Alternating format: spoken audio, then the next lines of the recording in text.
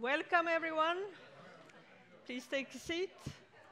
So welcome to this seminar where we will focus on the competitiveness of the life science industry in Europe and the importance of IP related questions. Today we will listen to a number of companies, their journeys, and get real-life examples of how life science development is happening, and new pharma, both tools and pharma development is happening. So the agenda, as we have it, is Elisabeth Björk from the AstraZeneca will start with an introduction.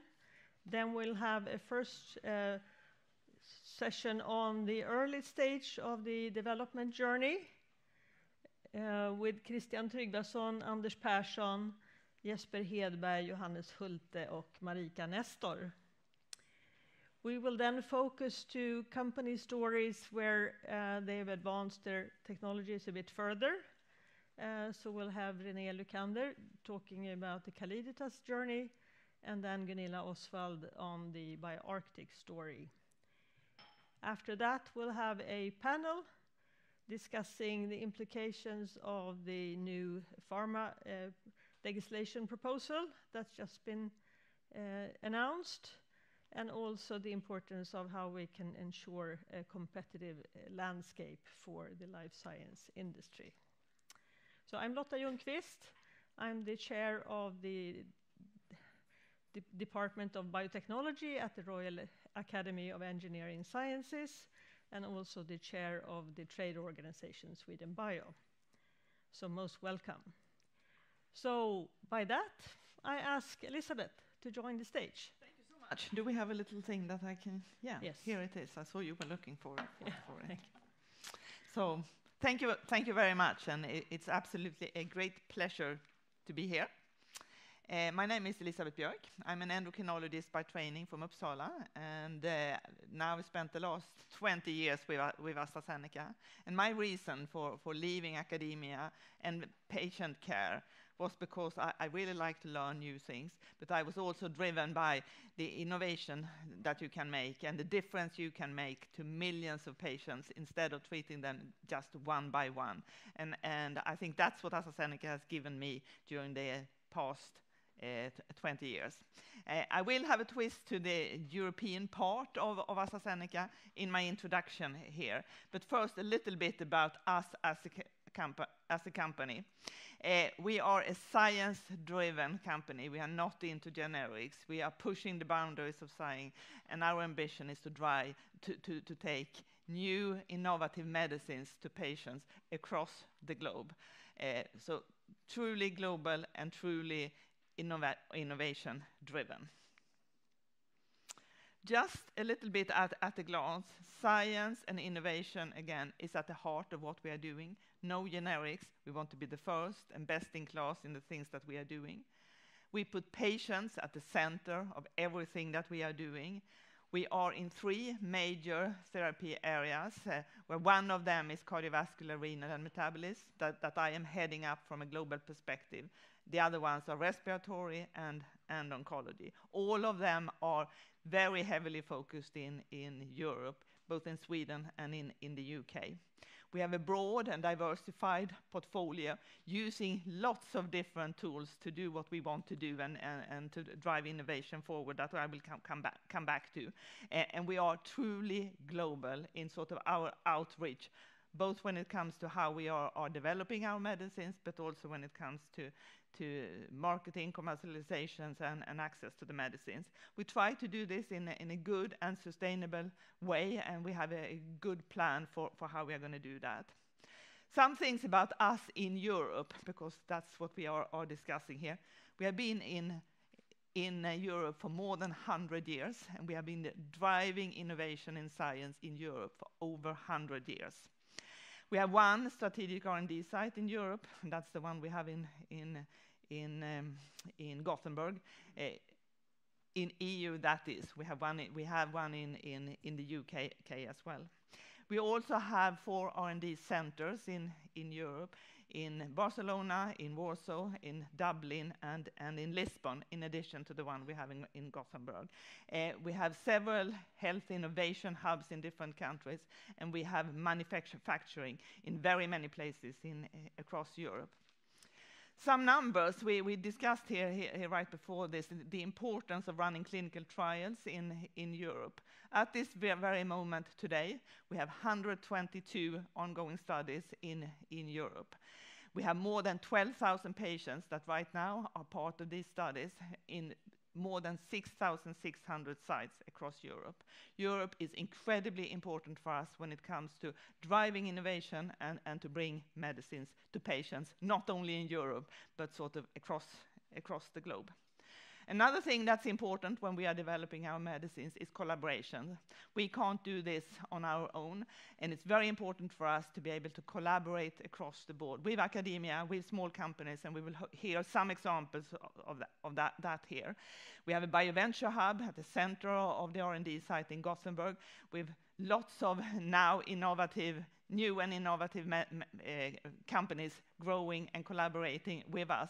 We are also working with the environment across around the R&D site in Gothenburg, the so-called GoCo Health Innovation Center, where we just have had the decision to build a CCRM Nordic, which is going to be the first cell and gene therapy manufacturing platform in Europe, and an investment that is very, very large for us, but also for our collaborators in this.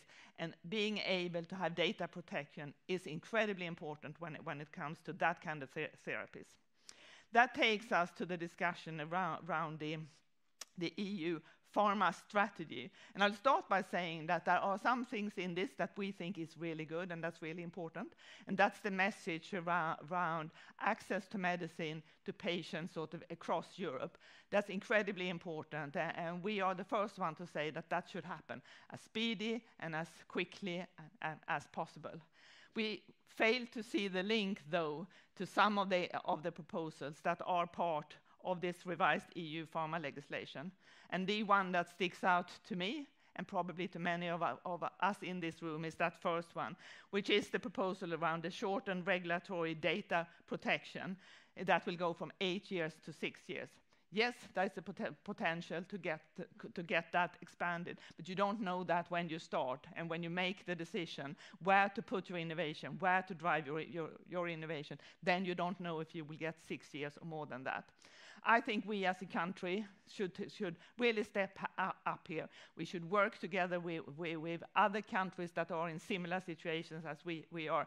I'm thinking about Denmark, Germany, France, Italy, and really push this and show that for Europe to remain innovative, this proposal cannot stay as it is. We really need to get that to a different place. This is my last slide, taking us back then to what we do. Trying to develop new medicines for patients that need them means that you need to understand the underlying biology, what's driving disease in the different kind of patients, in the different kind of therapy areas where we are working. That's the underlying science that we are getting to. We then have this entire toolbox in front of us that we are using when we are determining how to address that, how to target that we need to get to in order to treat these patients. That used to be small molecules. It has been a lot of antibody treatments, but now we have all these different kinds in front of us, and the new kids on the block then include cell therapies and gene therapies, and there the usual IP rules, laws won't protect us. The only protection we will have in that setting is the data protection, and if that goes from 8 to 6, this kind of innovation is not going to happen in Europe. It will happen in other places. Companies like the one I represent will no longer put that innovation in Europe, and we cannot have that. That's not going to help patients anywhere in Europe. So that's sort of my start of this discussion, and I look forward to interacting with all of you during the next 2 hours here. Thank you, Elizabeth.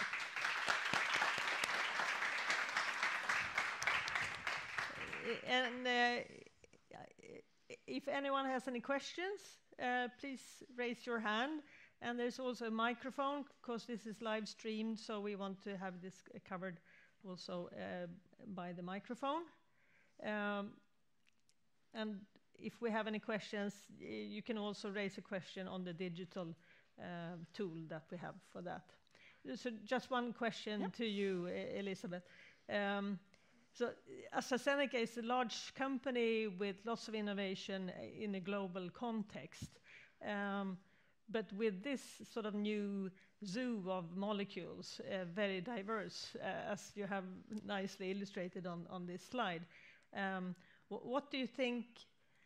Is there any chance you will skip a few of these just because of there's no sort of return of investment on this molecules? Definitely. The kind of legislation that we are discussing here for Europe and the new legislations in the US, for example, definitely have a real impact on us when we are making early research decisions. The basic biology and understanding that will be the same, but which one of these we will pick and how to do that will to part be determined by the rules surrounding us. So yes, this is incredibly important. And I think we all recognize the amount of research that's behind all these types of molecules. And now we want to translate that innovation to actual use in the healthcare systems. And there's a long, long journey that we want to ensure that we can sort of make successful. So we hope you and your likes will be able to invest in that. And we also very much need to ensure that we have the smaller companies that invest in these types of new molecules. So thank you, Elizabeth. Thank you. We will move on. And the next part of this seminar is the early state of the journey of developing pharmaceuticals. And we will start with a tools enabler that ended up being a pharma development project. So, Christian Tryggvason, please welcome on stage. Christian, you're the CEO of Aller Therapeutics, but you're also the founder of a company called Biolamina, who started as a tool enabler in the cell therapy area. So we're looking forward to listen more about your journey. Welcome. Thank you. So first of all, I would just like to thank the organizers for inviting me to talk about this, about talking about commercialization of innovations. I will talk about Aller Therapeutics as well, but I will also talk about the other company. I think that Elizabeth just mentioned the cell therapies being the new kind of type of medicine that's coming on, and I just want to give a brief intro to the cell therapy field so that you can understand what we're doing. And basically, the whole idea with cell therapies is that you could treat or cure diseases that cannot be treated today with the pill and surgery-based medicine that there is. So the idea is basically to make some kind of new types of cells that will replace the function of cells in your body that don't work anymore. Like when you have diabetes, your pancreatic cells don't really produce insulin anymore. So what you do is that you make these insulin-producing cells somewhere else, put them into the patient, and then the patient can produce insulin again. So that's the whole idea with the cell therapies. Cell therapies is quite new, and this kind of cell replacement is not accessible to patients in a commercial scale yet, but there's quite a lot of evidence showing that it actually works. So this is just an article from the New York Times where a company called Semma Therapeutics, well actually Vertex nowadays, they published data where they had treated a diabetic patient, seriously sick for 40 years, couldn't really control the insulin levels, and got this treatment, and after 3 weeks didn't need insulin anymore. And this was actually an article half a year ago, but now last week they actually showed the 6 first patients, and all the 6 patients have similar kind of results. So this is a very early start, and this is where the field is at the moment. And what did we do, or what was the innovation based on these two companies? Basically, the innovation that came from the academic labs was that there's a protein called laminin, or it's actually a protein family. There's 16 of them. They interact with all types of cells in the body. So the cells interact with other cells, and then they interact with these extracellular protein where the laminin is the dominant one. And basically, this is very large protein. It was very difficult to produce. So first of all, they basically started producing it, and then showed that you can actually use it for different things. But it takes quite a lot of effort to do this. So I mean, basically, this work is actually done by my father. He was first a scientist at Karolinska, and then when the retirement age hit in Sweden, so he moved to Singapore to continue the research at Duke NUS. And then, based on this one molecule family, we founded two different companies, Biolamina and Alder Therapeutics. So this is kind of the journey, how long it takes. So manufacturing these proteins, the first time was in 2002.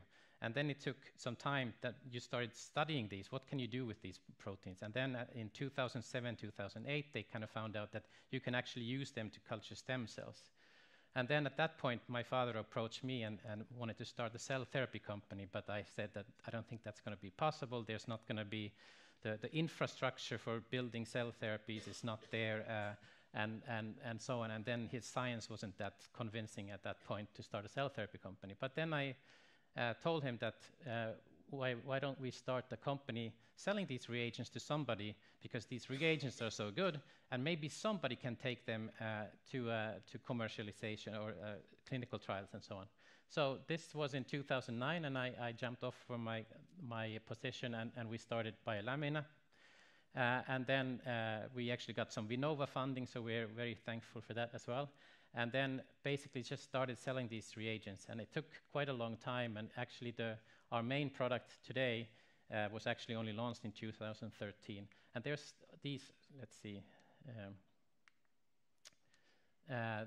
Here there's some IP generated, and then here there was IP generated. And basically, we started selling. And if you see these green bars here, this is the sale of the Biolamina products. And basically last year the sales was over 100 million crowns, and this year they're going to be over 200 million crowns. So I mean, but it took a long time to get from 2009 until the company was really successful commercially as well. And it made it look very nice that it was very straight upward, but I mean it was most likely like this the whole 12 years. But in 2021 I stepped down as a CEO, and I started looking at what else could you do with these kind of products. And then my father continued his research at Duke NUS during this time, and he actually created quite a lot of data showing how these products can actually be used for cell therapies. And then in 2022, we decided, okay, this data that they have is actually really good. Let's start a company around it. And we found a team. So you can't start a company without a good team. So then Stein Hessen and Ricardo Baptista joined me in this journey, and we actually were able to get some seed funding from Fleury and Link, which was really important for us. And then this year we actually have signed a collaboration agreement with Nortec Biologics, which we think is really good, because we are totally dependent on CDMOs manufacturing our products. We're not planning to build any facilities ourselves, and it's really important that there are commercial facilities actually pushing this kind of services to companies, because there's going to be a lot of services needed. And at the moment, in the beginning we had to work with companies mostly in UK, but we are very happy when we can get them back here. We also got some Vinnova grants here. But basically, so the innovation here, 2019-21, we are planning to test these products first in man 2026, and if everything goes well, the product will be launched in 2030. So this is again a 10-year time span, and it's really crucial that there's clear and good regulation for companies like us, so that people or companies like Fleury and Link actually dare to invest in this, because they're not going to. It's going to be a long term from that until actually income comes, and it's a big risk. So legislation and anything that can benefit and help us take from start to a drug, that's really beneficial. Thank you. Thank you, Christian.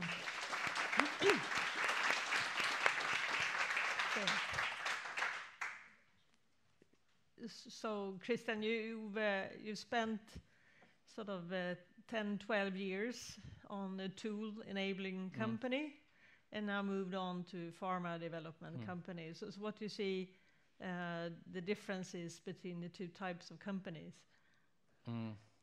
I mean, it's totally different business. I mean, reagents, where there's sales, it's very much monthly, weekly thing. You are looking at the income, how much I didn't really mention. I only have 10 minutes, but we didn't really have too much investment. We had Bure and Bengt Ågerup as investors, but it wasn't that much investment that they put in. So we were actually a lot of it relying on sales.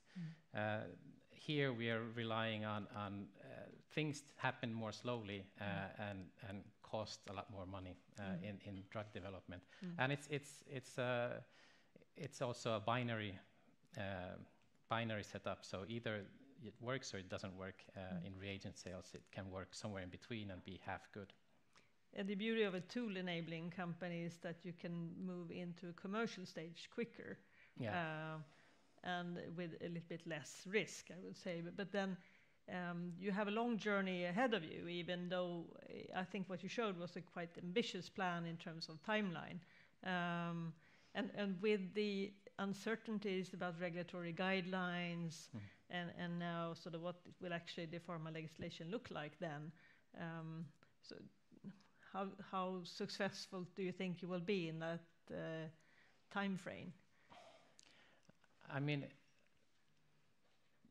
normal investors, they don't like risk, so the less risk there is. I mean, basically, we are pushing this forward, but I mean, we are never funded more than a couple of years ahead in drug development companies, and so you have to if the legislation is unclear, the investors will maybe hesitate, and we might just lose months and years in the development process, and it becomes bigger and bigger.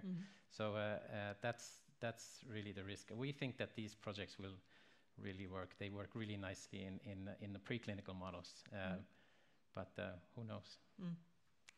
We wish you all the best. Thank you. Good success. So thank you. Thank you, Christian. So then we will move on to a sort of block where we'll have more of these stories about the early stage companies. And we'll have Anders, there you are, on stage to lead the panel discussion on the journey for early companies. Thanks, Lotta, and nice to be here. I would like to welcome Johanness, Jesper, and Marika as well on stage. So what we're going to do here over the next half hour or so is that we're going to do a deep dive into a couple of what we see good examples on how the innovation environment in life science in Sweden, how we foster how we contribute to the environment, and how new business are being created for the greater good. And so, well, you're not going to listen to me only, but we have, maybe Marika, you can say a few words on who we are, where we're coming from, and then we'll back more details. Okay, so my name is Marika Nestor. I'm a professor in biomedical radiation sciences at Uppsala University, but I'm also the co-founder and CEO of occurrence Therapeutics, which is a spin-off company then from Uppsala University. My name is Jesper Hedberg, so I'm the CEO of Testa Center, an innovation hub for biological production. Hello, I'm Johanness. I'm the CEO of Antros Medical, and we're based in the BioVenture Hub. And so I said my name is Anders Persson. I'm coming from AstraZeneca, and my job at AstraZeneca is that I'm overseeing our so-called ecosystem strategy, which really have two purposes. One is, of course, focusing on stuff that is of value for us, but also doing it in such a way that we are contributing to the growth of the life science scene, the life science sector. And the focus is not on sorting out business challenges here and now, but being much more forward-looking and trying to focus on what is the next generation of therapeutics, for instance, and what does that mean? What are the capabilities necessary to do that? And so a couple of examples on how we do that. We have the BioVenture Hub. We'll be back to that in a minute. Another one that Elizabeth briefly mentioned was CCRM. This is not only an AstraZeneca initiative. There is actually a consortium of complementary industry partners behind this, and the whole intent is to strengthen the ecosystem around advanced therapies. And really happy to see the support coming from the Swedish government through the innovation agency Vinnova. And I think that's important to see that Vinnova is sort of behind the scenes for many of the initiatives we're talking about here. Christian also flagged it. But then we have other investors as well, like Fleury Invest. And I think it's important to say that when it comes in particular to the advanced therapeutics, cell and gene therapy, we're breaking new grounds. And it is the complete value chain there that we need to get together, and a number of different stakeholders and part in this. And I think we're just in the beginning of that era, how that is going to operate.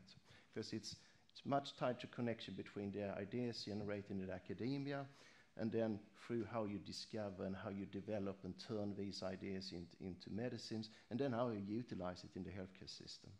So I think we're just scratching the surface on that, and I think that's going to be main theme over the years to come. But a couple of words about the BioVenture Hub. So this was inaugurated, it's now in its 9th year. It is a subsidiary of AstraZeneca, set up as a non-for-profit organization, primarily funded by Vinnova, but also the Western region in Sweden and some other private investors in the early days. And what we do there is that we are supporting scale-up companies. Because when we looked at this some years ago, was that we saw that a lot of support for startups, but many companies, they don't really make it, not because of the idea not being a good one, but the lack of support and insight to what does scaling and development actually mean. And that was the background to the BioVenture Hub. And today we have about 30 scale-up companies that are part of the BioVenture Hub. In total, that's 300 people. And I think from an AstraZeneca point of view, this has been a real culture change. When we started 10 years ago, then, well, we were much more, should we say, closed to the external environment than we are today. These 300 people that are part of the BioVenture Hub companies, they had the same general access to our whole R&D site as myself, who an AstraZeneca employee, has. And one of the success stories in the BioVenture Hub is Antaros Medical. So, Johanness, I would like you to explain what has it been for you, and also where did your journey start, and where do you go next, because you're on your way to actually exit the BioVenture Hub. That's right. So the start was that I had worked for 10 years, 12 years at AstraZeneca, a great company, but we had an idea that we could use advanced imaging for decision-making in clinical trials. So with that, myself and another colleague, Lars Johanness, we left in 2014, so it was just the two of us. And actually, this story starts with the mobile home. I won't tell you that now, but you can ask me later. So we moved into the BioVenture Hub. I think we were the second company in there. And I must say, from the start, it worked really well. Maybe because we were situated next to the coffee machine. So everyone who had to come to the coffee machine had to pass us.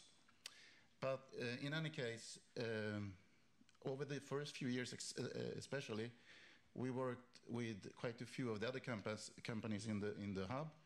And I mean, there were innovations, and we could help with clinical trials. And meanwhile, I think there was also really good exchange of ideas between AstraZeneca and us. And we ran some studies together. And we could actually use some personnel as well. So it was really, really good. So because you and Lars started together with some academic partners, and today you are how many? 130. Yeah, and that's purely organic growth. Almost, yes. Almost, yes. yeah. So where do you go next? Well, the good thing is that I talked to Magnus before, and it seems that this, we still will have a really nice setup in these regions. We will go to GoCo, but apparently there will be a way to stay in touch with the BioVenture Hub as well. So I think I really look forward to that. So if you had done this journey again, what would you have changed? What I would have done differently? Yeah. Any advice to those who are, should we say, in the same position as you were? I think the previous speaker talked about this. Don't underestimate customers. I mean, we've been able, fortunately enough, to bring in a lot of money. Most of it, if not all, has been used to create a new innovation. But if you're in a situation where you actually can make money of what you do, that's a great help. Good, thanks. Then another example of another large enterprise that is supporting the life science scene is Cytiva. So Jesper. So as I said, I'm the CEO of Testa Center, which is an innovation hub for biological production. But the context of that innovation hub is just like for the BioVenture Hub, we have a hosting company, and in our case, it's Cytiva. So Cytiva is a company that develops, produces, and sells solutions for production of biological products, for instance, biological drugs, which then includes hardware, software, consumables. And Cytiva is a world-leading provider of these tools. And in that context, Testa Center resides then. So the background of Testa Center is that it's a private-public partnership between the Swedish government through Vinnova and Cytiva to establish an open access lab to give access to researchers like Marika, who will talk in a while, for researchers, both academic researchers, but also small company researchers and accelerating companies researchers to have access to production environment to enhance the journey or to accelerate the journey from research to industrialization. We are also a non-profit organization, so the intention is not to generate cash, but to give access to both hardware and also expertise to these environments. If I should state something around IP, the status that, or the position that we have from Testa Center on IP is that we do not claim any IP. The IP is vested in the client in Testa Center, and also all the results which is generated in Testa Center belongs to the researchers. So that is super important for us to start that journey together, but not dividing IP between us. All right. If I should turn to Marika then, who has actually done a project in Testa Center. All right, yes. So my journey with Testa Center, it really sprang out from the project that we were developing at the SciLife Lab. So we are developing a radiopharmaceutical for solid cancers. And we can take this development quite far, and we can do this with soft money and our research, and go to the stage where we had a candidate drug at the SciLife Lab. But that's really a gap there in order to, we have our candidate drug, we have some preclinical development, but there is a big gap before you start to be able to recruit some venture capital funds or being able to take this one step further. So what we did was then to go to Testa Center. So then we could scale up the production of our antibody. And we could really test this, see if it worked, how could we purify it, and we could also get quite large amounts from this. And this gave us two big advantages. So the first one was that we already had tried this process because this is something that's really important for us later on when it's come to the GMP production. That's a very costly procedure. And we had already tested this now at Testa Center, how to scale this up. We could really kind of slim down the GMP production and cut a lot of costs there. And the second benefit was that we also got a lot of material that we could use in the toxicity studies, which is quite costly otherwise. So it really took us some extra steps to really make a better project and something that was ready for funding.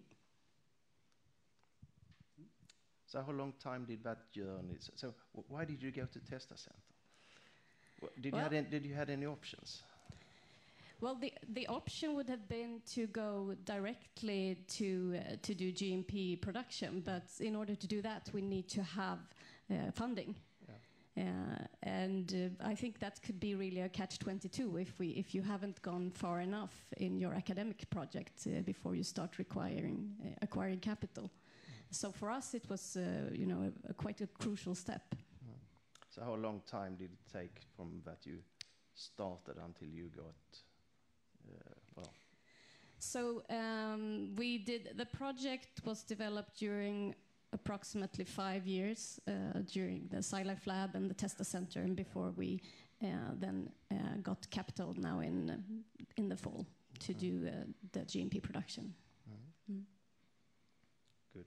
I would like to come back to you, Johanness, about the BioVenture Hub and the environment that we are trying to create there, and or we have created, and that we are moving forward with. Because innovation, we see that as a contact sport. It's about exchanging ideas, and I think you brought up the coffee machine. Everyone was forced to pass you, and then you exchange ideas. And I think you and I agree that the innovation starts with you and I having a conversation, and one of us leaving, I hadn't been thinking about that's a good idea, and then someone doing something with that. And that's the environment really that we're trying to build, and also this about making sure that it is open doors.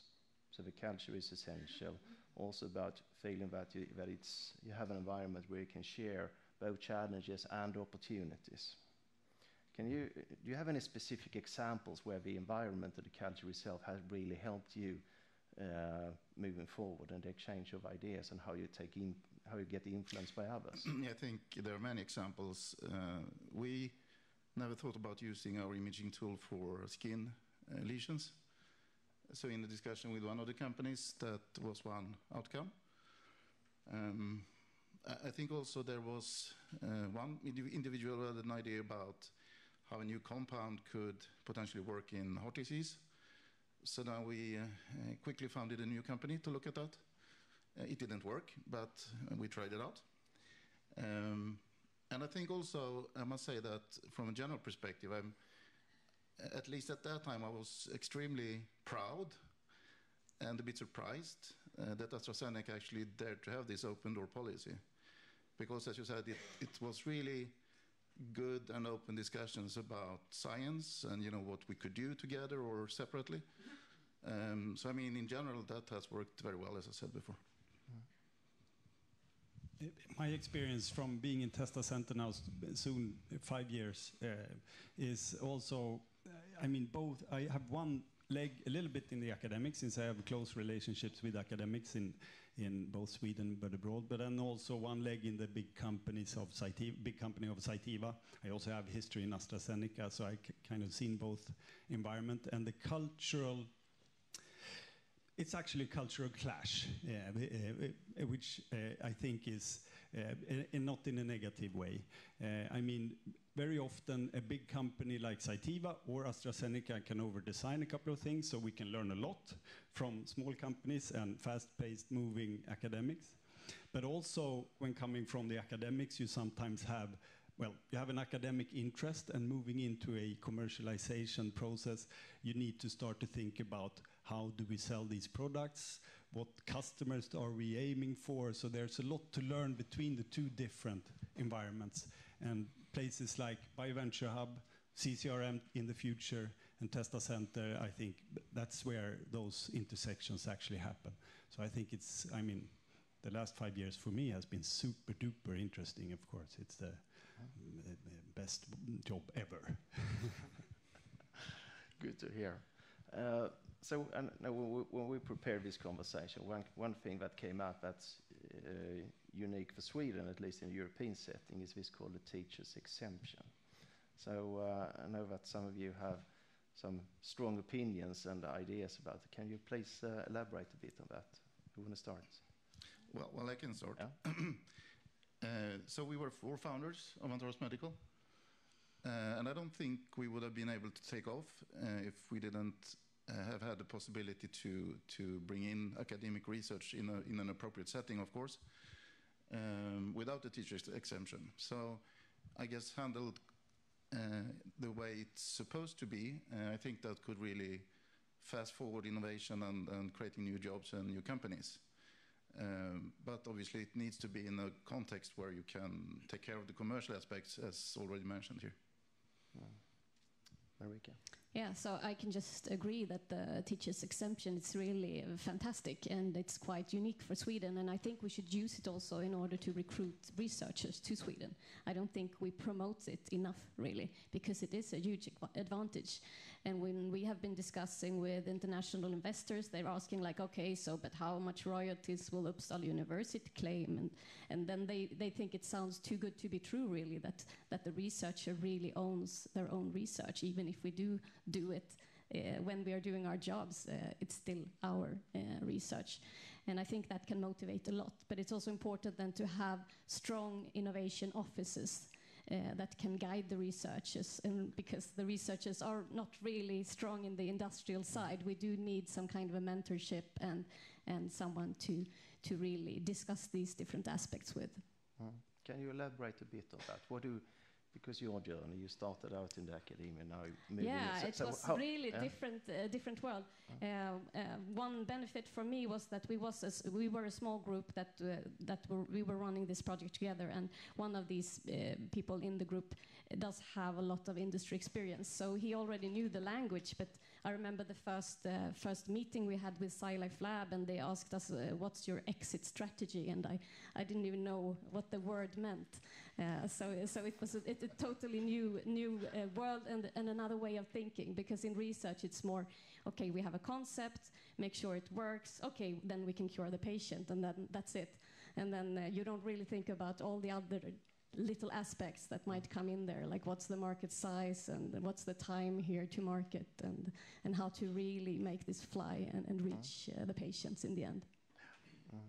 So if you go back to that, so what addition, well, looking at both the example, both Antos and Accuram, so how could you have accelerated your journey? What kind of additional support would have helped you? Or is it good as it is? Well, I know, because I've been saying this to Jesper a couple of times. The dream scenario for me would be to have another small thing after the production at Testa Center. What if we could do the production already GMP? A small GMP production facility for research to do just the first in-man study, instead of having to raise maybe 5 to 10 million euros just to do a GMP production. But if it was possible to do this at an earlier stage, then you can really de-risk the project, and that would, take a couple of years off the journey. Johanness? I guess a little bit of what we struggled with a bit was access to risk capital. And maybe that's what you're saying, Marika. I mean that when you're in that early stage, to get to the next stage and to get the pilot can sometimes be challenging. So I mean, even if you have the idea, you have the right partners in the project, you still need some money. So on that, if we then look a bit broader, so how do we, and this is the big question, how do we ensure that Sweden and the European Union continues to be a home for innovation in the life science sector? If I may start, Shoot. I think that we in Sweden have we're already really good at working together, but I think actually that's an untapped opportunity that we could do even better. One thing that we do have lots of pieces in the innovation ecosystem. We have the SciLife Lab, we have the incubators, we have the innovation offices, and in a while perhaps a capability for a small GMP batch. What do I know? Not in Testa though, we're non-GMP. But I think that we can definitely optimize this system to work better. We still have a gap between SciLife Lab, DDD, and Testa Center that, Marika, you have jumped over actually, or worked your way through, so we're trying to fill that gap currently. But also we have regional differences in how we support researchers in different parts of the country. So I think the size matters here. And in that sense, I mean that we're small. So our small size enables us to be much, much faster and more efficient than other parts of the world. That's one thing. The other thing is, if we go back to the theme of the previous conference, the era of personalized medicine, the only thing I know is that I don't know what's going to happen. Same thing there. I mean, if we're going to make it work in ATMP, we need to work together. And that's the only way we're going to make it work. That's my true belief. And again, us working together, both from research, or the ecosystem that supports the ideas, to commercialization, and also the industry. We need to have really close connections to stay competitive on the global market, and that's where we have the opportunity, I think. That's my take on it. Johanness.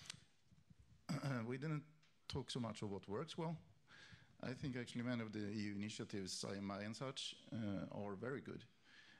We are part of a handful in kidney disease, in liver disease, and inflammation.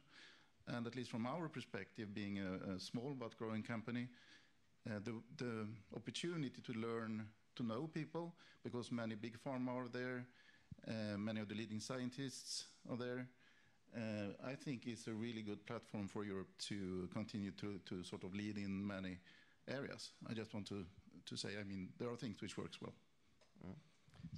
So follow up on that, Johanness, knowing that you have customers way outside the European Union as well. Can you reflect on any differences when you see how things are working in other parts of the world? Well, when it comes, I mean, we are highly specialized and sometimes quite expensive. But the whole point of our techniques is to reduce time for the companies and increase quality of the studies. So, I mean, that's the purpose. If I had to generalize, and I think most of you already know this, access to capital for smaller biotechs, at least from what I've seen, seem to be much better in the US. And the consequence of that is that they're more willing to maybe risk a bit more on techniques such as ours. So I can add then what we need to do to stay innovative and how to really keep this up. When it comes from an academic perspective, we do have this clash between that we need to publish in order to stay at the top of being a scientist and to be able to get grants.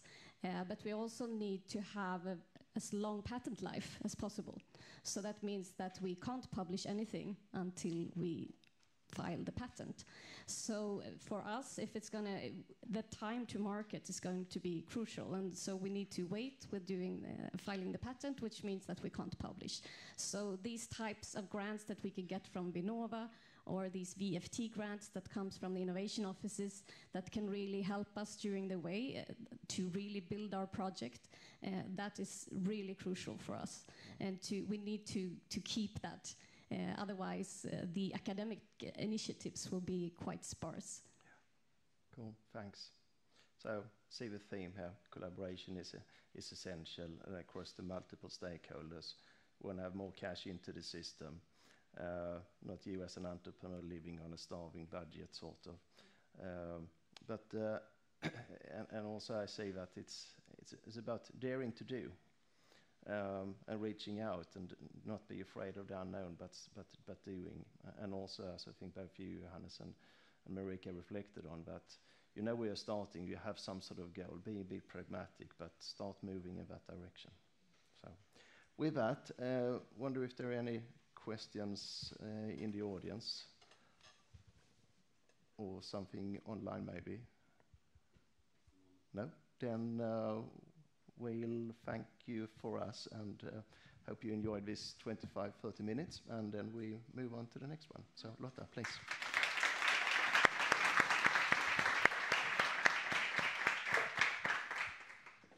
Thank you for that discussion. Really nice to hear your different views, and also recognizing the challenges it is to take the research study into true innovation and then finally commercialize it.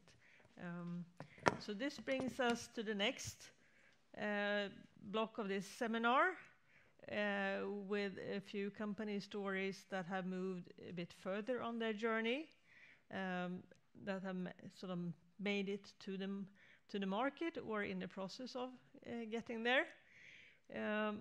So we will have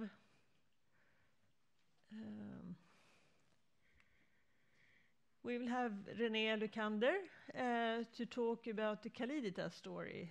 And René is CEO of Kalida, and also with a background in the investor and banking area. So most welcome. Thank you very much, and thank you for inviting me to be part of this seminar. I'm going to talk to you about a fairly long journey towards the treatment of renal disease. So we're a public company, so it always requires this slide to kind of go up as a disclaimer for any forward-looking statements. So what is Kalida? So we are a biopharma company, and we're developing and commercializing treatments in rare diseases. So really we focus on type of diseases actually where there's not that many patients, and we have managed to actually take one of these development projects all the way to market in the US, and the product is also approved here in Europe. And it's actually the first ever approved therapy globally for this rare disease called IgA nephropathy. We also have a pipeline of kind of ongoing other kind of clinical trials related to other kind of rare diseases. And really the strategy of the company is to build kind of a larger sustainable business within kind of rare disease development. But the key here is obviously we actually did manage to go all the way from kind of acquiring this project from the professors who actually kind of invented this, who also actually were from Uppsala, it's a connection, and all the way to market, which is actually quite a long journey and touches upon a lot of the things that actually we've talked about here today, or what's relevant here today. But first of all, obviously, this is a rare disease. It's called IgA nephropathy. And this is approximately the prevalence that's estimated in the various countries, about 130 or 150,000 patients in total in the US, 200,000 in Europe. It's quite common in Asia and particularly in China. It's not a rare disease. But this really is something where you have a genetic predisposition, but it's a complicated genetic background, so not necessarily typical for kind of gene therapy would be that successful. But we do know that this is something where a lot of these patients get diagnosed in their 20s and 30s, and actually by the age of 40 and 50, they are in dialysis.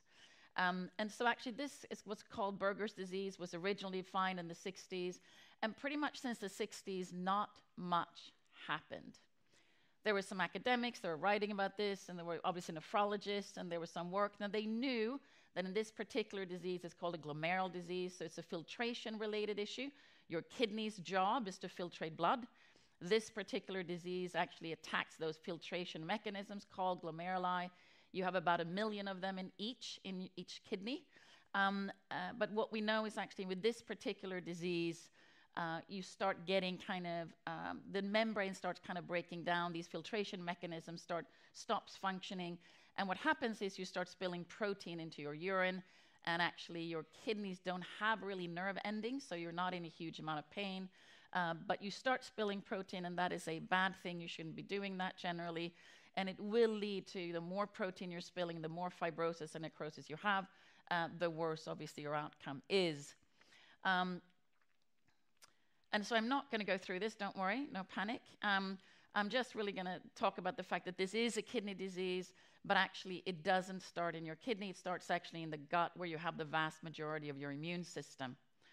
And so on that basis, actually the whole idea of this invention, and again, it has a connection to Astra because this particular substance was first used in a very similar way, but in the lungs. It's a local treatment of mucosa. This is a substance called budesonide. It was used in something called Pulmicort, very successful franchise. This is exactly the same idea, but it's actually applying it to a very different mucosa, namely in your gut. So the whole idea here is, instead of trying to kind of treat the kidney when the damage has already happened, the idea here is to treat the actual origin of the disease and stop it from happening, and thereby actually preserving kidney function. So the view here really is to be disease modifying. This was something that the professors in Uppsala, a nephrologist, immunologist, actually say, why is everyone looking at the kidney when all of this damage has already happened? Shouldn't we be trying to prevent it? And this is really then is actually kind of to try and actually deliver this treatment exactly in this area where you have this kind of production or overproduction, proliferation of these called IgA1 antibodies. They should be there. They have a purpose in your gut. They shouldn't be anywhere else. In this disease, they actually find their way out into your systemic circulation. They create these large kind of circulating immune complexes. These get stuck in your kidney, causes inflammation, and thereby you start the process of breaking down all of these filtration mechanisms. So this is actually a formulation of an existing substance. So this is a very specific formulation directly targeting a very kind of small area of your gut, really with a view to try and be disease modifying and to stop this kind of overproduction, overproliferation. And so this is really kind of what we then was developing under the word of Nefecon. And we have had several kind of clinical programs of phase 2A, phase 2B, and a full phase 3. And I'll take you a little bit through the journey in a couple of slides. But the good thing is that actually in our most recent kind of study, what we have shown is that this type of treatment actually impacts, it reduces proteinuria in the patients, and it also has a beneficial impact on the underlying kidney function itself, which is obviously key because that is what we're trying to treat. So with this kind of clinical data, we actually had the approval, as I mentioned previously. We were the first ever to be approved under what's called an accelerated approval in the US in 2021, and a conditional approval in Europe in 2022. These type of regulatory pathways are available when there is a consideration that there is a significant unmet medical need. And obviously in this case, prior to our approval, there was absolutely nothing approved for this particular disease. And what we have recently shown is now that we actually have the full phase 3 data, is we just recently filed for full approval in both in the US about a week ago, and obviously we'll also be filing in Europe for full approval, which is as much success as you can hope for in terms of actually kind of these type of regulatory pathways that rely on the fact that you can get an approval on a surrogate marker, which in this case was proteinuria, and then actually spend some more time whilst you're on the market commercializing the product. You can then spend some more time trying to get to those longer term clinical endpoints. And once you have achieved those clinical endpoints, you can then go through the process again and get full approval on the markets. But having said that, so obviously this is what would be called a success story, because obviously we did reach the market, we do have a commercial product, and we are certainly addressing a very, very big kind of unmet medical need. But the story really started in 2004, when the professors actually who had come up with this kind of concept and idea actually then sold their invention, if you want to call that, to a company who at that point in time was called PharmaLink. PharmaLink had then actually a couple of different development projects ongoing.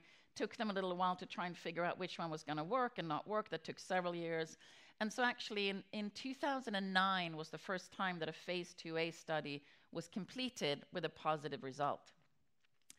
And then there was a phase 2B that actually kind of took quite a long time, again, started about in 2012. And then we actually had that outcome on the phase 2B trial. Now, the issue here was during this whole time, obviously, there was quite a lot of collaboration with universities, collaborations with other researchers to try and explain how does this work, what do we do, what is its impact. And actually, at the end of this whole period in 2017, the company had spent an enormous amount of time on a very, very kind of, I would say, shoestring budget, collaborating with a variety of renal kind of interest groups, patient groups, universities in the US, to try to actually find a solution to a very specific problem.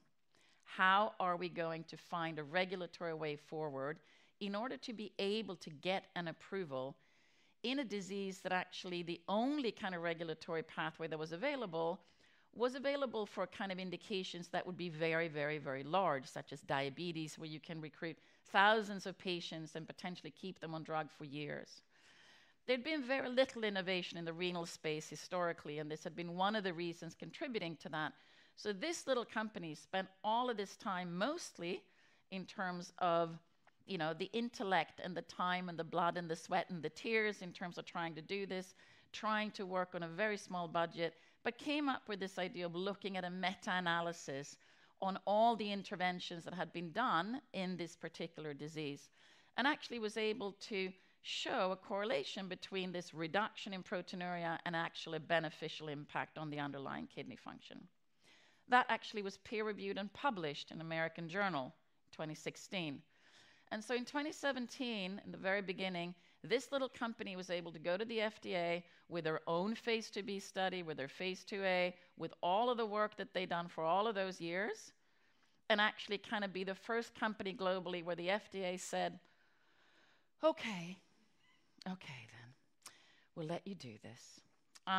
So actually, this was the very first time that there was actually a phase 3, there was now a regulatory pathway forward where actually that we didn't have to kind of try and recruit thousands of patients and do this for years, which was never going to be possible for a company that's small or medium-sized, and also in an indication that is limited simply because it is a rare disease. And so obviously the time continues. After that, obviously there was, we started the phase 3 program. We started in 2018. And as actually I just mentioned, we just literally read that data out in March of this year. It takes a little bit of time. This industry is slightly complex. It has lots of components which are all individually very complex, and when you take them all together, it really is quite of a challenge. But at the end of the day, 2021, as I said, we did get an approval in the US, and in 2022, an approval in Europe. So, it did kind of, work out. But again, this, as I said, this was actually kind of a reformulation in an orphan indication. And so the only way that it would make any sense for all of these people to spend all this time and all this effort over all of these years, and all of the money that's been required to actually drive this project, right, from 2004, right, through the first data that was generated in 2008, right, you're actually talking about a fair amount of kind of time. And what you do need is time is a kind of component of this industry, right? Capital and the risk of that capital is another component of this industry. And the third one is obviously then, okay, with all of this time and all of this risk and all of this capital, how are we ever going to be able to get a return on that? And the return on this comes from the commercialization window that's available. And the key part of this is obviously, what is your protection at that point in time? Do you have any protection? And in that case, it's obviously that, for smaller and medium-sized companies, these things are slightly more challenging from AstraZeneca than someone of a size of AstraZeneca. Not that I'm saying that you don't have your challenges too, but they may be slightly different than mine. And so I think obviously in terms of the actual kind of the ability to drive funding and to drive some of these kind of, clinical trials in parallel, et cetera, it's just not possible for the vast majority of small and medium-sized companies based in Europe. And I think it's already been mentioned, in Europe, obviously, we are struggling with a very different kind of capital access in general in biotech compared to the US. And so having kind of certainty when you make the decision to invest, and here is the key, you actually don't make that decision when you've done all of these things and taken in all your money. That's not when you tell your investors how much protection you're going to have. You would like to tell them that when they actually invest in you. And this is pretty key. So the more kind of complexity and uncertainty that there is in an industry that already has a fair amount of uncertainty and complexity, it isn't going to help. It is most likely going to drive this is going to be an additional risk premium on kind of an area and on companies that already have a fair amount of challenges, which is why I think that this particular kind of draft proposal is quite concerning from a kind of small and medium-sized companies that, again, you know, really would, most small and medium-sized companies really can either do orphan indications, or they can do something where they specialize in maybe one indication, one area, unless they have partners with much, much, much deeper pockets and much, much different kind of structure. So from that perspective, right, which from all the points I've mentioned, right, we also have in Europe kind of a slightly different, there's a reimbursement structure. You will have an approval, but in Europe you can't start commercializing your product on that day one in these kind of countries as you choose. You have to go through a pretty complex and long reimbursement negotiation in Europe. And that actually means that even before you can get on the market and start making your first dollar, or euro, sorry, that might take you 2 or 3 years actually to be on that market. And so actually your actual kind of ability to kind of, you know, get that return that you require is already within the existing structure in Europe a little bit of a challenge. So again, adding to this, because I haven't really seen anything in this kind of anything that in the proposal that will say, okay, we have one price and one negotiation, you do it once and here you go and you're on the market. That doesn't seem to be part of the proposal. And this obviously will mean that, you know, you're now having an even shorter period of time, but you don't get rid of any of the complexities that are here today already. So I guess my issue is a little bit, how exactly will this proposal drive more innovation, better innovation in Europe? And I guess I struggle to see the link, as was mentioned earlier by Elizabeth. It is a real struggle to see how this is going to get things better. So who are these new players that on basis of this proposal of shorter kind of IP time, more complexity, more uncertainty, who is going to be, you know, attracted to invest in this already pretty risky business of drug development in Europe? And will this really kind of improve access to capital in Europe on this basis so we can drive more innovation? Or will this actually have some risks in Europe in terms of, you know, leaving us out of this kind of innovation and not being able to kind of take advantage of all this kind of brain power and science and innovation and benefits that we have in Europe today? So that's a question for you.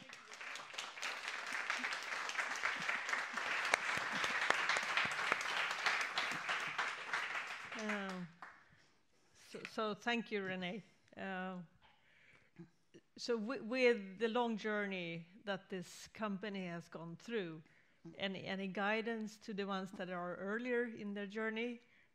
What would you have done differently? Well, so I guess I was lucky in the way that actually I came in 2017 when most of all of this had already been done, so that was fantastic. So actually, but I do think that obviously what tends to happen is, and I think it's already been mentioned, right, is that, you know, in order to kind of drive this innovation and to kind of keep up with the global environment, this is the issue. Life sciences is a global playground. It's a global business, right? It really doesn't matter what we do in Sweden or in Stockholm or in Gothenburg. I mean, it's like, you know, unless we really know what our position is globally, because those are the people we're ultimately going to have to compete with. So I think it is really about trying to kind of get more capital access and, you know, into these businesses. And also I think capital access needs to be, you know, it doesn't mean we can fund everything, right? But I think what is kind of chosen to be funded really should have, you know, more capital rather than the kind of drip, drip, drip, drip, drip. I mean, I think this is what takes such a long time to get out on the kind of, you know, global stage, because once, it might be a great idea, great science, but if it takes Europe, or it takes, you know, if it takes Europe, kind of European companies 2, 3, 4 years longer to get there simply because of lack of capital, it is going to be an issue on a global basis. So I think it does come back to kind of for small, young growth capital, capital has a lot to do with it. I think the other thing is also actually bringing, and I think this goes back to the kind of discussion previously, is to bring along a network really of whether it's your board or advisors or collaborators, bring people along who have done this before and who has that kind of more global outlook, so that you don't get blindsided by, you know, I love my molecule and it's the best, which I'm sure it is. But actually kind of try to have, you know, get that input to kind of give you a sense of how quickly things are moving around you, and therefore what do you have to do in order to kind of keep pace. I think those are the two things that I think is, you know, we do need to kind of have our eyes and ears, you know, on our environment, not kind of so much this local environment, but actually the global environment, whether we like it or not. I think it's very important. Oh, yeah, I completely agree with you. Thank you very much, Renee. Thank you. Thanks.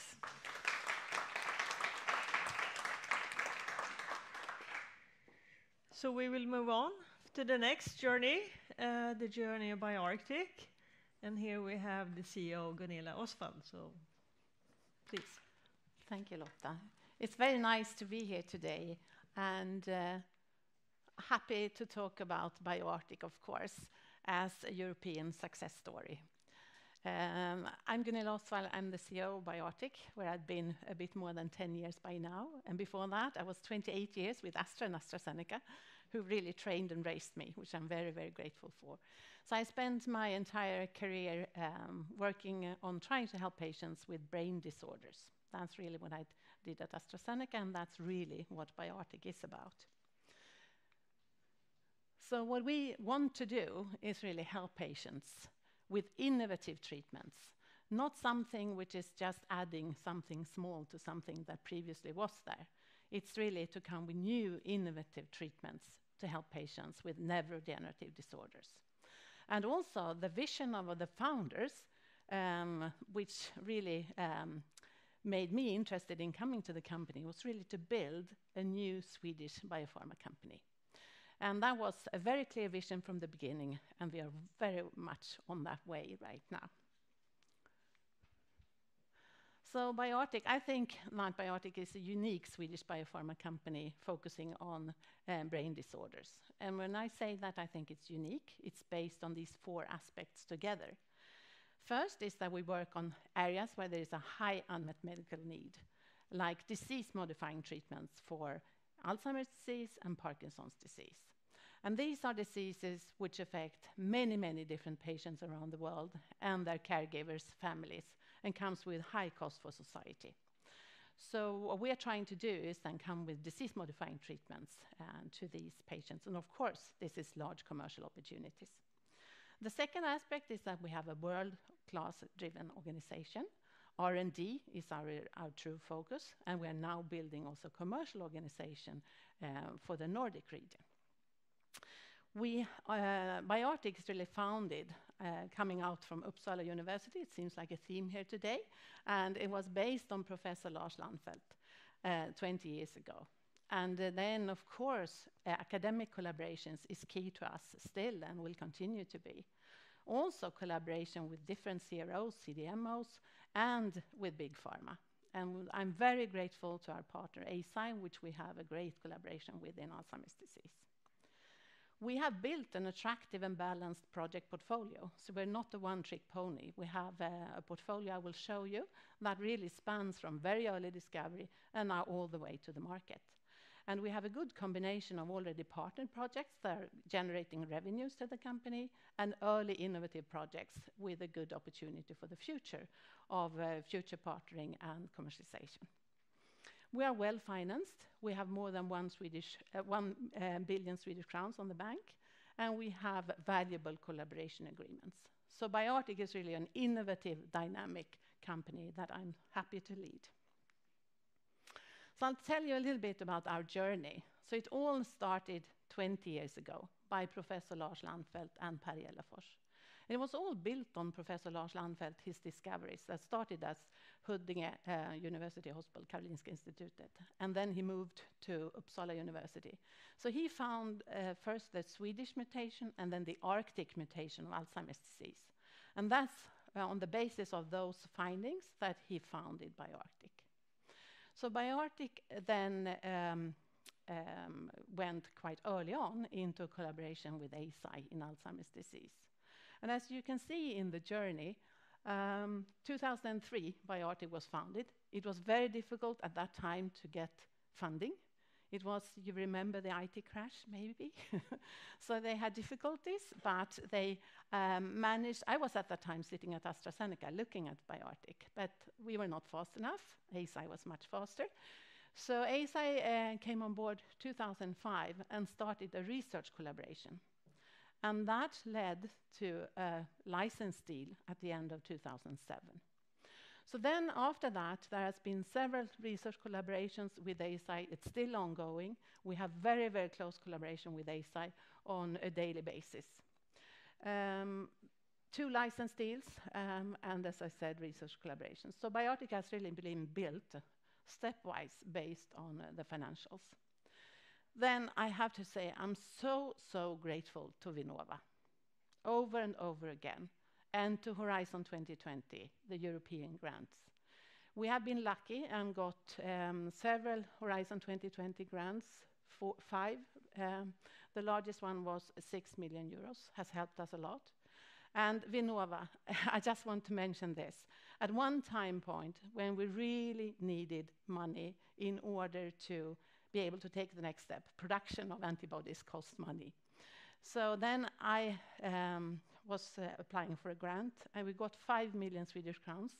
You don't think that's so much, but for us at that time point in the journey, it was crucial in order to be able to take the next step of investment.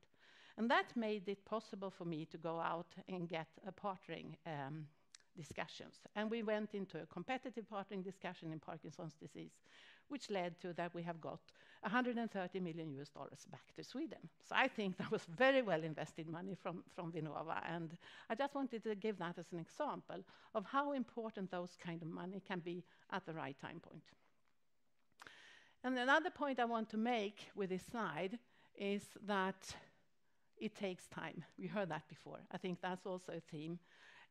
When you are working in drug development, you have to be patient. It takes time. So it has taken more than 25 years from the idea until where we are now potentially helping patients in Alzheimer's disease. So it's a very long journey. It's very costly, and especially if you work on disease-modifying treatments. Our example in Alzheimer's disease, the first clinical study started 2010. And then phase 2 started 2013. We got the results 2018. The phase 3 study started 2019, and we got the results last autumn. And now we have got an accelerated approval in the US and are hoping for a full traditional approval, hopefully next week.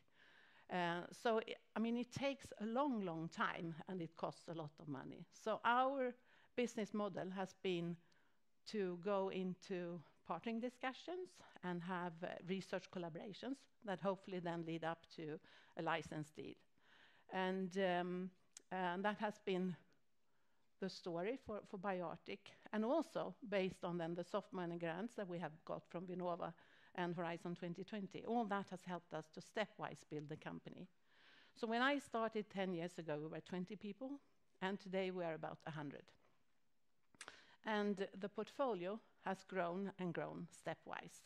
So when I came on board, it was a very small academic company, and I was asked then to transform the company into an R&D company.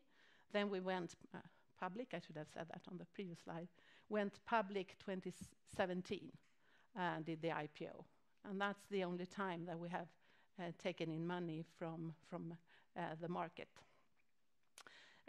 Otherwise, it has all been other kind of funding and generating income through research collaborations and milestones. And then after the IPO, then I was then also asked to help to prepare for commercialization. And that was really, I mean, that's where we are now, building a commercial organization, preparing for commercialization together with our partner ASI in the Nordics. So as you can see, the portfolio has grown quite a lot over the years, and our focus is still Alzheimer's disease, where we have the most advanced projects that are now on the market or close to the market. And importantly, of course, is to continue to build with new indications and new formulations and so forth. And then it's important, I mean, the first products will not be able to cure Alzheimer's disease, but it's definitely a step to help patients, but it's important to continue research in Alzheimer's disease as well as in other neurodegenerative disorders. So we have several other projects in Alzheimer's disease, and 2 of them are combined with our brain transporter technology platform that can help the antibodies to come better into the brain.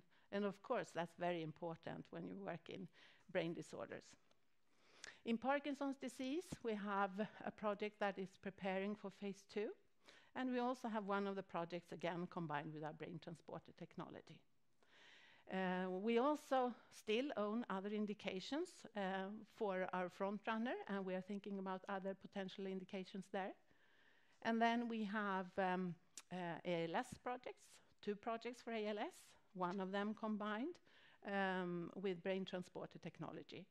And then we also have a new project for Gaucher disease, which is then an enzyme replacement therapy. And the therapies today, I mean, they can handle the systemic symptoms, but not the CNS symptoms. So our approach here is then to combine it with our brain transporter technology and then get it into the brain, and then hopefully by that be able to also address the CNS symptoms. And then the brain transporter technology. Here we have then, this is an area where we are building. We have recruited top talents from different parts of the world, from Switzerland and from the US and so forth. And this is now an area where, as you can see, we have combined it with all our different disease areas. And in the future, if it continues to progress well, we could well combine it with other companies, antibodies or proteins that you want to have better into the brain. It could be brain tumors or other things as well, of course. So I'll just say that, I mean, for a company like us, thinking about the new suggestion of the legislation, I think, I mean, when you work with trying to get a partner, a big pharma company, of course IP is very, very important, but also the regulatory data protection, market exclusivity, all of those things are very important when you talk to big pharma, also important when you talk to investors.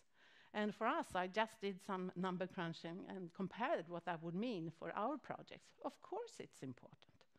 And also I have to say, when I discuss with ASI and other companies, we think that Sweden is, of course, best. Of course we do. They don't. and it's always a struggle to get Sweden on the map, to get the Nordic region on the map, and even to get Europe on the map. Because the European region is not on the top of their mind. It's US first. And then I think we have to compete with Japan. And the new EU legislation, I'll talk more about that, but I mean, I'm worried that we are making it more and more difficult for European companies. For small companies, or from some perspectives, and from large pharma, from other perspectives. So I think it's really important that we try to influence the proposal which is out there. I agree, there are some good things, but there are some things which is not helping European patients. I mean, I'm here, I want to help patients, and I think that's the common thing for most of us in this room. So I just end by saying that BioArctic, I mean, everything we do is, of course, with patients in mind. It's built on great science. We have great projects, we have great partners, and it's all being done by the great people at BioArctic. Thank you so much.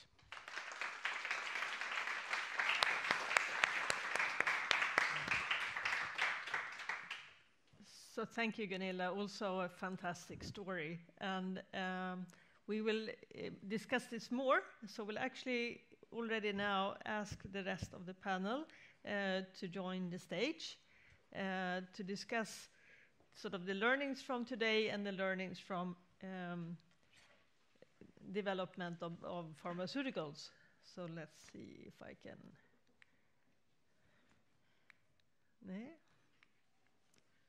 Here.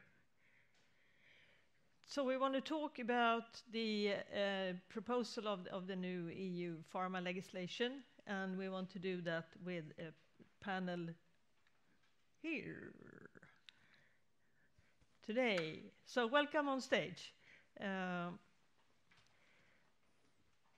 And you met most of the team here, but we've saved one final to the last session. Thomas Eldered from Fleury Invest. I think we've been missing you during the entire session because everyone has raised the issue of capital. So we put you on the spot here. So maybe you want to say a few words about yourself and Fleury Invest before we start. Yes, thank you. And hello, everybody. I'm very pleased to be here, actually. And my name is Thomas Eldered. I've spent my whole working life in the pharma industry. Actually, I know nothing about any other industry, so I will continue to stay here.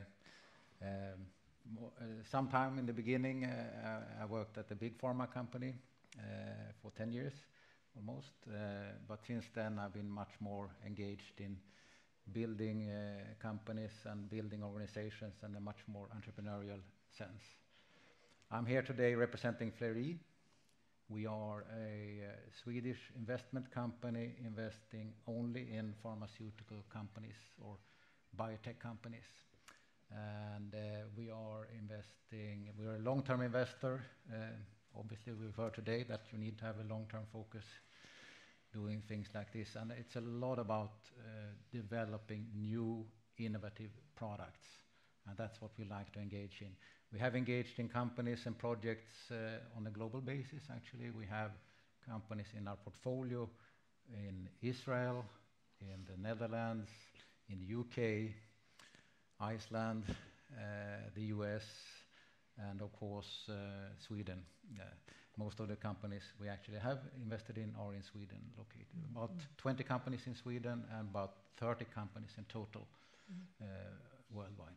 This worldwide investment or engagement that we do actually gives us good opportunity to compare innovation systems in different geographies and different countries, and it's quite an interesting experience. And I unfortunately have to agree with you, Gunilla, that we think we are great in Sweden, and to some extent we are, but we're not necessarily the best in all aspects. So that's who I am. So maybe we should start there, sort of about the support and the innovation systems, and because that's been discussed and mentioned throughout the seminar today. So what kind of differences do you see in if you compare EU versus other regions? I mean, there are many differences, and the different models and different sort of approaches to this. And I guess we maybe don't have time to explore all the differences. But I think there are some good examples to look at when you look out in different countries or different geographies. And I think in particular, a country like Israel is pretty interesting when it comes to supporting innovations. And there are a lot of good ideas to pick up from there, I think. Of course, US as well, they have their good things. They are very much encouraging innovation, and they're very open to introduce new innovations, new pharmaceutical products in the markets as well. So, yeah, those are some good examples, but there are plenty of more, of course. I just want to turn to Johanness first, but you're next. So Johanness, so you have the fantastic fortune to be a tool provider for digital decision making, which means that you actually support customers across the globe with your tools and your toolbox. So what do you see differences in different regions, and what's your experience?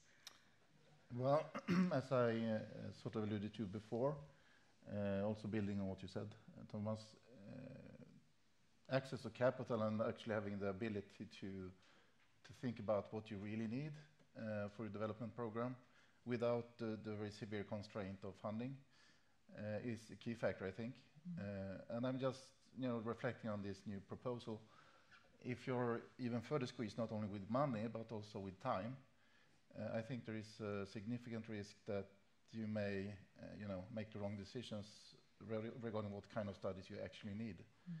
And for us, as you said, as a tool provider, we see this really clearly as sort of it could be seen as a nice to have if you don't understand what we really could offer.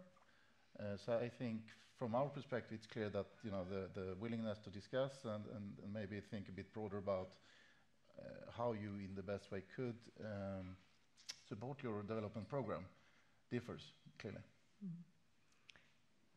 So really, if you don't have the capital, you don't have the time, you will add the risk, really. Yeah, obviously, you're stressed. I would feel stressed. Oh. To how can we progress this as fast as possible, not to lose time. Elizabeth. Yeah, I just wanted to add on what Thomas said before. We shouldn't forget about sort of the strengths that we have in Sweden, and one of them is actually our ability to collaborate. And we don't have as much prestige as in other countries. It's easier to do the things. So you were surprised that it was possible that for us, from an AstraZeneca perspective, to completely open up and don't have this border. I can honestly say I think the Swedish site is the only place where we could have done that the way we did. And we shouldn't forget that the value of collaboration and being innovative together and maximize the value of that. Then of course we have to fight all these bad things around us, but please remember that strength and sort of build from that. That's very good. Could I sort of comment on that? One thing which I did think about before, and also building on in this case AstraZeneca, if we want to be faster and make the right decisions, we need the right tools. And there is a particular study which was made possible through the BioVenture Hub, and that Elizabeth supported this is a landmark study in kidney disease, heroic. I asked if I could say it, so that's okay. And it's 500 patients with renal biopsy. So that study in itself, through this collaborative effort and willingness to take risk, I think it's a great example of how we in Sweden and Europe can collaborate. I can just build on that with collaboration. I think that's something that Swedish people are. We just have that. Like American people, sometimes you wish you were so good at going up public speaking as they are. I think one of our strengths is collaboration. And when we collaborated with AbbVie, the American and German sites, they thought this was the best collaboration they've had because we were so good at collaborating. And we were thinking, okay, so what are we doing which is so special? So we actually wrote a publication about that because it was so unusual. Yeah. So I just think it's something we take for granted because we have it, we're brought up with it. So that's one of the things I think we can continue to build on.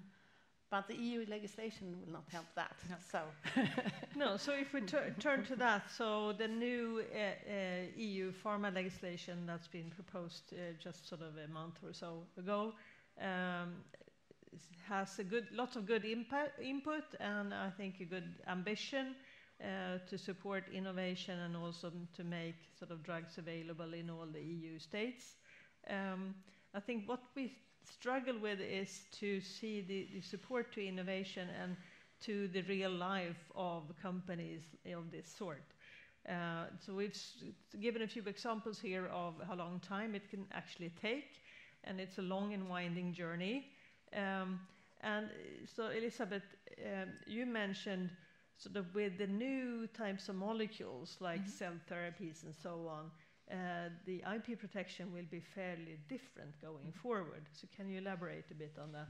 Yeah, I think that's important for people to understand, that the kind of IP that we have all been used to, which is sort of IP related to the molecule per se, won't exist when we are doing things like cell therapy and gene therapies. I'm taking your cells and doing some mixture with it, and that recipe, that's sort of what's going to be protected, and that's the data protection.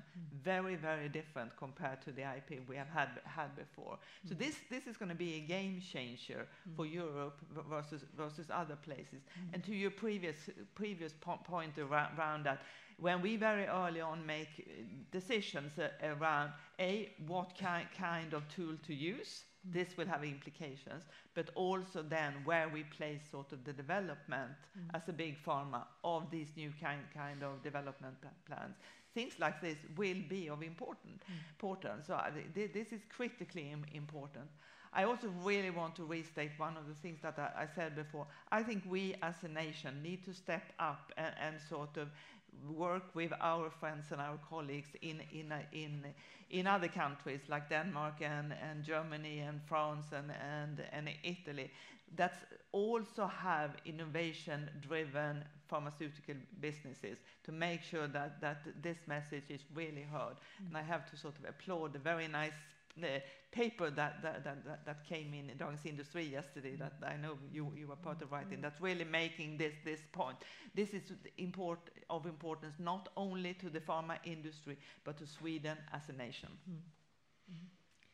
So if we think about lots of the innovation happens nowadays is actually orphan drugs or rare diseases, so smaller indications, potentially smaller clinical studies. That's something a smaller company can take on a longer part of the journey. So I know, Gunilla, you BioArctic, you have a few of those indications early in your pipeline. So if you think about the new pharma legislation in that context, what do you think that will mean?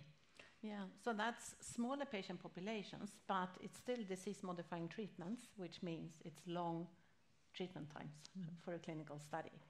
So that means that we are still talking long development timelines. And then think about, and we are thinking that for the orphan drug indication, we could potentially drive it all the way to the market. But then if you read this EU legislation, and then, okay, so then it's 6 years instead of 8 to start with. But for us, I mean, biologics, we have 10 years. And then what possibility to add 1 year for a new indication. So then we think 10 years down to 6 years, okay. And then I looked at the other things, and then I was thinking, okay, unmet medical need, yay, half a year, that I could add. Okay, and then next half a year I could add if I could do a controlled trial versus a comparator. But that's not driving innovation. That's driving something that has a small incremental change to something which already exists. So why do they want to help that kind of innovation? Why don't they want to help true innovation? That's one of my questions. The other thing where you can have 2 years is if you then launch in all the member states at the same time. That sounds very nice, but unfortunately very naive to my thinking. Because to me, either that means that you try to get the same price to everyone. Could we think about having the same price on food in all countries in Europe? I don't think so. So, and if we had the same price, that means some countries could not afford it anyway. So that's not a doable way. So then if we do it the normal way, and then just as René told us, the long process of reimbursement period, that takes several years for some countries, it goes fast in Germany and Austria and so forth, then you get different levels of price. But that leads to the industry then to work for is parallel import. And that's not what is good for European patients in the long run, if you want new innovations. I mean, I'm working in my daily life trying to get Sweden on the map and the Nordic region on the map to get clinical trials to this region. That's not easy. And then to be top on get a high priority in launch to this region, that's not for granted either. So we don't need this extra more difficult things for Europe. We need the other way around, as I think. And then you could get 1 year per indication. That's not so easy when you work in brain disorders and neurodegeneration. That takes a long time for each and costly for each. So I was sitting there and thinking, okay, for a company like us, this is not good at all. And also then think about for investors or think for big pharma that I want to attract for new partnership. That's making the whole situation. And then I'm thinking, okay, it's not good for the company, but who really suffers at the end? That's the patients. And that's them I'm working for. So to me, this is really not a good... There are some parts that are good. Of course. But I just rate some of those that made me really critical. Oh. Of course, there's some parts are good in this legislation, but we want to sort of focus on the ones that we want to have improved until they come true. And as I said, there's a lot of discussions now on how to support oncology studies, and I think the difference is probably there. It could be easier for the ones that have shorter clinical trials and can add on more indications. But in your case, sort of neurodegenerative diseases, it's out of the question. But sort of Thomas, you have the luxury to see many different prospects of companies that need more financing. And what's your consideration when you pick and choose what to invest in? I'm not sure I would call it the luxury, but it is interesting indeed.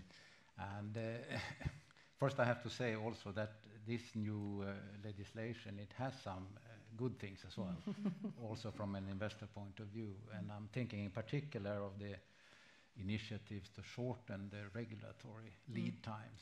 That could be of great importance actually, and a way of making Europe more competitive as well, if they are successful in implementing that, which we haven't seen yet perhaps.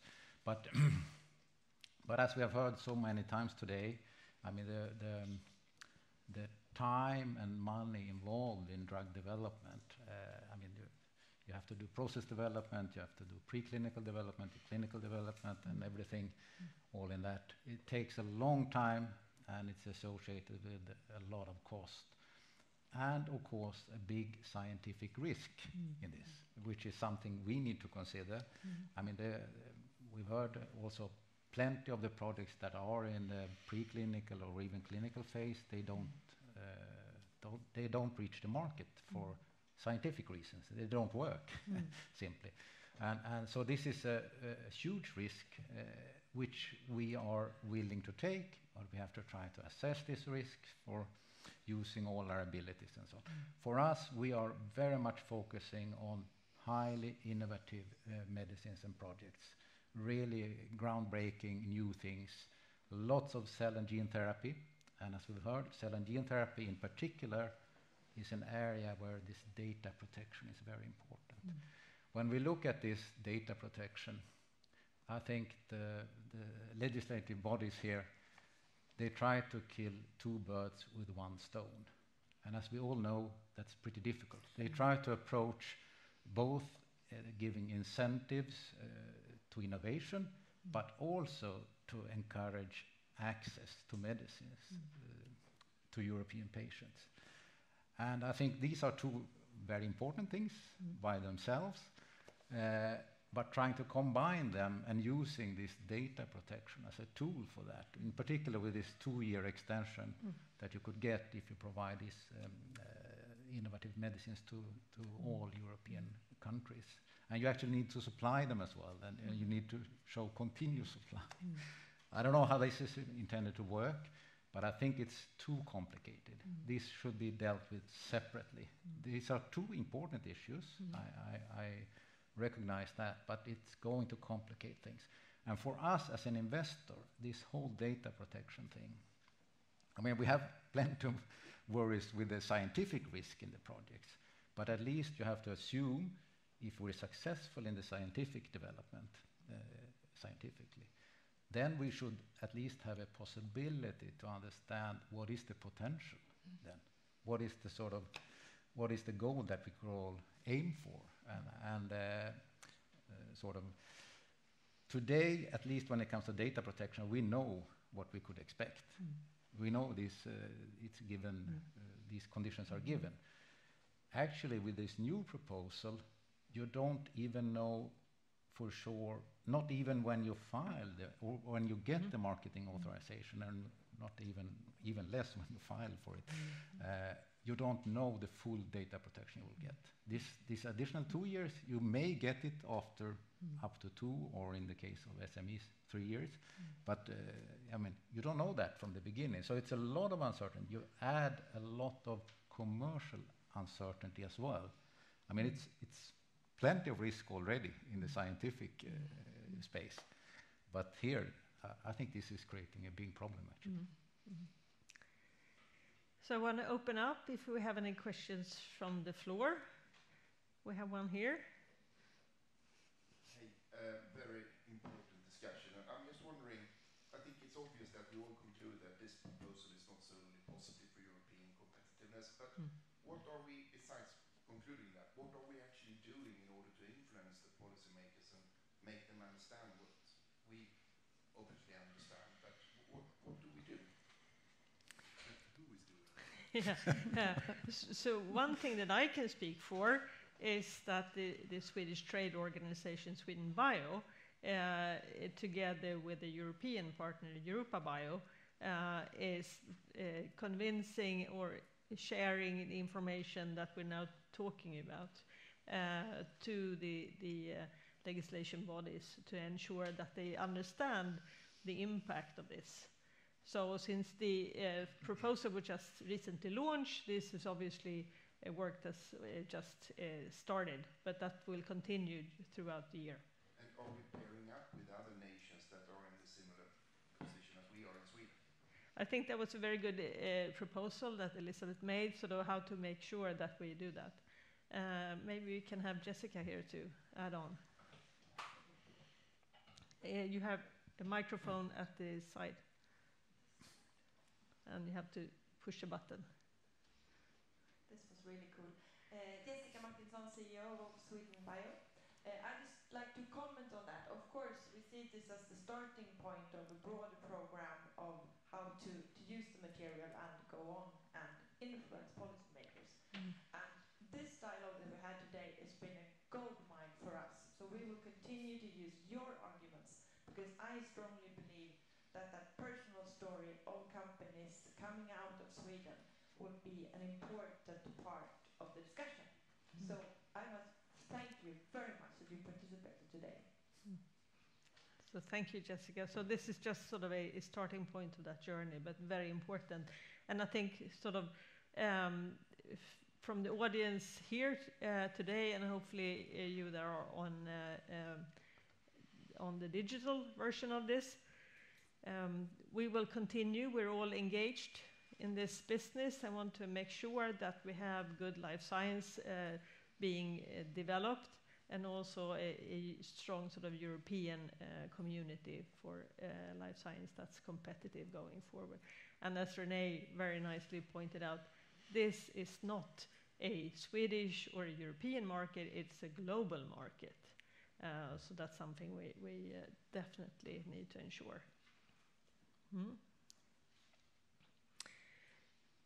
So a final thought then. We have a question there. Do we have more questions? Or comment? Oh, sorry, yes. Hi, Fredrik Moen from LEAF, the Industry Association for Research-Based Industry. I just want to respond to the gentleman over here saying that obviously we are, as an industry, doing things about the proposal. It's been it's clearly the top priority for the industry in Europe to try to mitigate some of the negative impacts of this proposal. Only these few days, there's a life science conference organized by the government that's still ongoing. It just concluded actually later this afternoon. And there's a closed round table with the Swedish Minister for enterprise, for business, enterprise, and there is we've had recent contacts also with the Danish government to get them to also influence the Swedish government, and we know that they are on this board and are looking for a meeting with the Swedish ministers in the coming days. So just to briefly say, there's an awful lot actually happening behind the scenes. So maybe we should collaborate. Yep, yes.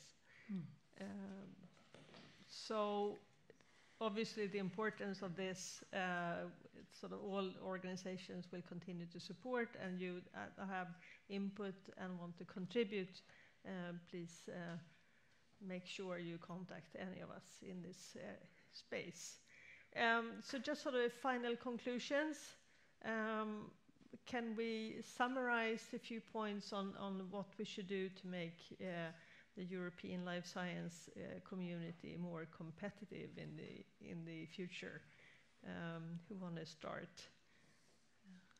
I can Gunilla? start. I think, build on our strengths. I think we have a lot of strengths. Now, today I was quite critical. I can be very positive also on another note, but I think we have a lot of strengths in Sweden. We heard some here today with the teachers' extension. I think that's fantastic. And we are great in collaborating. And also, thanks to Old Pharmacia and AstraZeneca. AstraZeneca is still in Sweden. But we have a lot of well-educated, fantastic people that can really help to drive the things. And I think that sometimes maybe we need to reach out more, and we're not so good at telling people about what we do. Maybe we can help each other there. So I think that's some things that would be important also for the future, and to bring forward those different kind of good examples and so forth, and help each other. I mean, Sweden and the Nordic region is quite small, so we really need to support each other and being competitive on the global level, because that's our competitors on the global level, and we want Europe to be among the top, and Nordic and Sweden, of course. So Johanness, do you want to make a final comment? Well, I certainly agree with Gunilla around collaboration. But one thing we haven't touched upon is I think interfaces between different skills is very important to drive innovation. And in our company, we have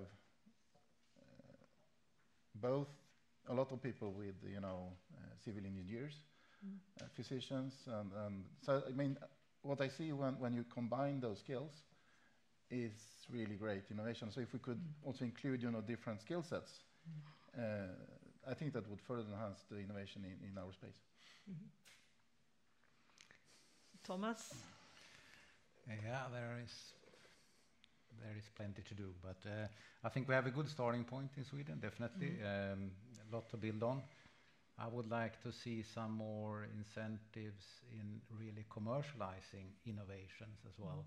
I think we have some great R&D in Sweden, actually, and really fantastic in many ways. But it would be nice to see it being commercialized and also, or taking further from Sweden as well, and not disappearing to other places.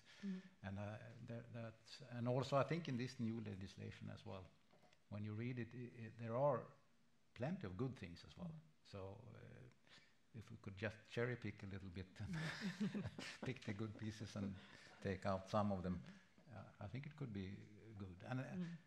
And in a way, it's a positive thing that somebody or lots of people are thinking about how to encourage innovation in the pharma space.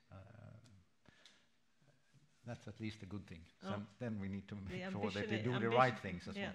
Ambition is good. Yeah, ambition is good. So Elisabeth? Absolutely. And I agree with a lot of things that have been said here. It's very much about sort of building on our strengths, where collaboration is one of them. But we are very curious. We want to be innovative. We have been that for many hundreds of years. And we are also good at sort of working across the different borders, to your point, Johanness, thinking about things like Spotify that wasn't sort of invented by the music industry. So for us to be able to do more things like that. But I do agree with Thomas's point as well, that we need to make sure that innovation is not leaving Sweden and moving somewhere else and being commercialized there.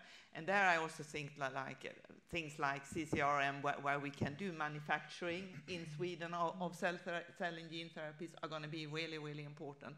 So not stay just sort of in the early stage, but thinking of the entire cycle and making sure that all of this sort of holds together in a good way.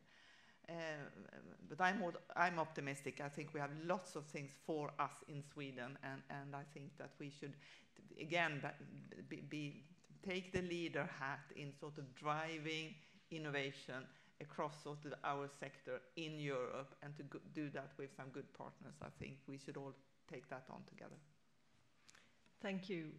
So if we are successful to drive innovation, to make sure that innovation actually comes to patient use, I think we have a lot of good stories that we will listen to the next 5 or 10 years, and a benefit to what we can achieve with the collaborations, the support systems that exist, but really need more focus, I believe, on ensuring the translation into real use and the commercialization of that.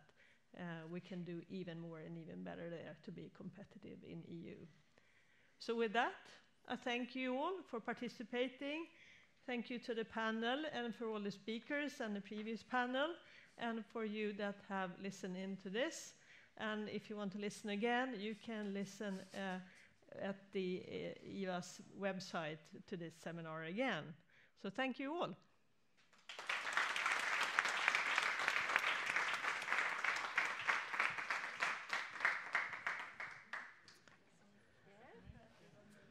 It's bra.